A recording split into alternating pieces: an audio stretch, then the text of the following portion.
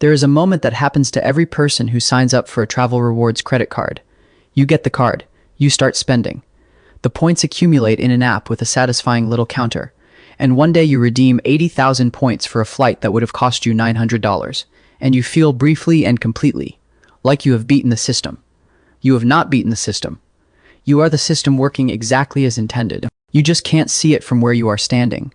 Here is the part of the rewards economy that the television commercials skip over. Every time you swipe a credit card, the merchant on the other side of that transaction pays a fee. That fee is called the interchange rate, and it runs between 1.5% and 3.5% of the transaction value, depending on the card, the network, and the rewards tier. A basic debit card costs the merchant around 0.5%. A premium travel rewards card can cost them 2.5% to 3.5%. That difference, that extra 2 to 3%, is where your points come from. Every point you earn is funded by a fee that the store you shopped at had to pay. And here is where the distribution of that cost becomes deeply uncomfortable. Because merchants don't price differently based on how you are paying. The price of a cup of coffee is the same whether you pay cash, tap a basic debit card, or swipe a premium Sapphire Reserve. But the merchant pays a very different fee each time. When you pay cash, the merchant pays no interchange. When you pay with a basic card, they pay roughly 0.5%. When you swipe your travel rewards card, they pay 2.5% to 3.5%. And that cost gets baked into the price of everything. The coffee that costs $5 has a margin that already accounts for the average interchange rate across all transactions, which means people who pay cash are subsidizing the points of people who pay with premium rewards cards. And the people most likely to pay cash to not qualify for or carry premium rewards cards are lower income consumers. The people least likely to participate in the rewards economy are paying higher prices so that wealthier cardholders can earn miles to business class upgrades. This is not an accident. It is the architecture of the system. A 2010 Pascal's, per from the Federal Reserve Bank of Boston, calculated that low-income households effectively transfer around $1,500 per year in purchasing power to high-income households through the credit card rewards system. That transfer happens invisibly, embedded in prices, every time anyone buys anything. It is one of the most effective and least discussed upward wealth redistribution mechanisms in the American economy, and it is marketed to you as a perk. Now let's talk about the math, because this is where the fantasy really starts to fall apart. The average American who carries a rewards credit card earns somewhere between 1% and 2% back on general spending. That sounds good until you hold it next to the interest rate. The average credit card APR in the United States crossed 21% in 2023 and has stayed above that level since. 21% interest, 1 to 2% rewards. If you carry a balance of $5,000 for 1 year, you pay roughly $1,050 in interest. To offset that with 2% cashback, you would need to spend $52,500 on the card in the same year, which is not spending to earn rewards. That is spending to partially recover the cost of the debt you took on while trying to earn rewards. The rewards card is profitable for cardholders under one condition, and one condition only. You pay your balance in full every single month, without exception, without delay, without the kind of emergency that 40% of Americans cannot cover with savings and end up putting on a card. One missed payment, one unexpected expense, 1 month where the math doesn't work, and the interest wipes out every point you earned in the last 6 months, and then some. The credit card industry knows this. It is not a secret they are embarrassed about. It is a business model they have refined for 50 years. Because rewards cards have two types of customers. The industry calls them transactors and revolvers. Transactors pay in full every month. They earn rewards and cost the bank money on the rewards program. Revolvers carry a balance month to month. They pay interest, a lot of interest, and the interest that revolvers pay is what funds the rewards that transactors collect. So the rewards economy has a very elegant internal structure. The financially disciplined cardholder collects miles funded by the interchange fees paid by merchants and the interest payments made by the cardholder who couldn't pay their bill last month. Two groups subsidize the rewards of one group. Neither of them was told this when they signed up. Which brings us to the sign-up bonus, the sharpest and most effective hook in consumer finance. Spend $4,000 in 3 months and earn 80,000 points, worth $800 in travel, or $500 in cashback, or 1 round trip to Europe. Depending on how you redeem them, That last clause is doing an enormous amount of work, because the value of a point is not fixed. It is set by the issuer, changed at will, and subject to availability. United miles are worth less today than they were in 2019. Chase Ultimate Rewards points have been devalued twice in 5 years.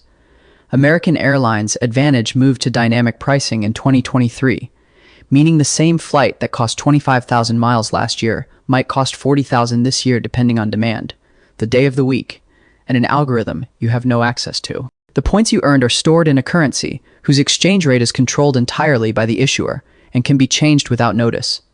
You are holding foreign currency in a country where the government can print more whenever it wants, and the conversion rate to anything real changes based on conditions you are not informed about. And yet the sign-up bonus works. Every time.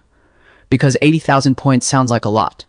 Because a free flight sounds like winning. Because the human brain is extraordinarily bad at tracking the value of abstract units over time, which is exactly why they're called points and not dollars. Here's the historical parallel that should concern you. Airline frequent flyer programs launched in the early 1980s. American Airlines debuted Advantage in 1981. It was genuinely a generous loyalty program at the time. Miles had a relatively stable and predictable value. Redemptions were straightforward. A certain number of miles got you a certain flight. Then the programs realized something. Members were hoarding miles by the billions. Unredeemed miles sat on balance sheets as liabilities. But members weren't redeeming fast enough, and the airlines needed a way to slow accumulation without making the program look less attractive. So they introduced expiration dates. Then they introduced blackout dates. Then they made award seats harder to find. Then they raised the miles required for popular routes. Then they moved to dynamic pricing and eliminated fixed award charts entirely. Each change was presented as an improvement to the program.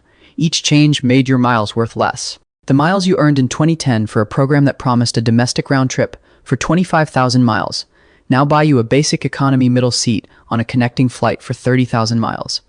If the date is available, which it usually isn't, the product changed after you bought it, and you paid for it in advance with your spending. Now multiply this across the entire rewards ecosystem. There are an estimated 30 trillion unredeemed loyalty points sitting in accounts around the world right now. 30 trillion. Points that represent spending that already happened, fees that merchants already paid, interest that revolvers already owed, sitting in accounts, slowly becoming worth less as the programs that issued them quietly adjust the terms. Airlines, hotels, and credit card issuers carry these points as liabilities on their balance sheets. A devaluation reduces the liability. It does not require customer approval. It does not require notice in most cases. It just happens, buried in a terms and conditions update that nobody reads and everyone agreed to. Here's the uncomfortable truth. The rewards economy is the most sophisticated customer retention system ever built in consumer finance. It is funded by merchant fees that raise prices for everyone, by interest payments from the people least able to afford them, and by the mathematical certainty that most people will either overspend to chase rewards they undervalue or accumulate points that depreciate before they're used.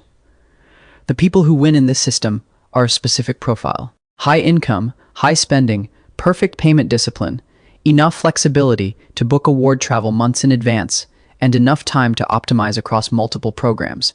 That is a thin slice of the cardholder population. For everyone else, the math does not favor them. It just feels like it does, and that feeling is the product. The credit card companies are not running a loyalty program. They are running a behavioral finance experiment at the scale of the entire American consumer economy, and the hypothesis they are testing is simple.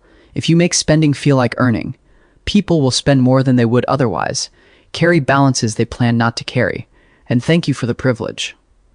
They have been testing that hypothesis for 40 years. The results are in.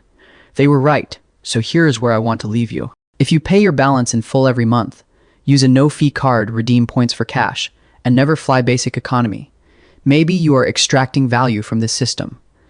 Genuinely, maybe, but you should know that value came from somewhere. It came from the merchant who paid 3% when you swiped. It came from the prices that everyone pays a little extra on. It came from the person who opened the same card you did, hit a rough month, and is now paying 21% on a balance that your rewards program is partly funded by. That is not a reason to never use a credit card. It is a reason to be honest about what you are participating in and who is paying for it. Because I earned this, and someone else paid for this, are not always as different as they feel. Drop your take in the comments. Do you think rewards cards are a genuine value, ad for disciplined cardholders?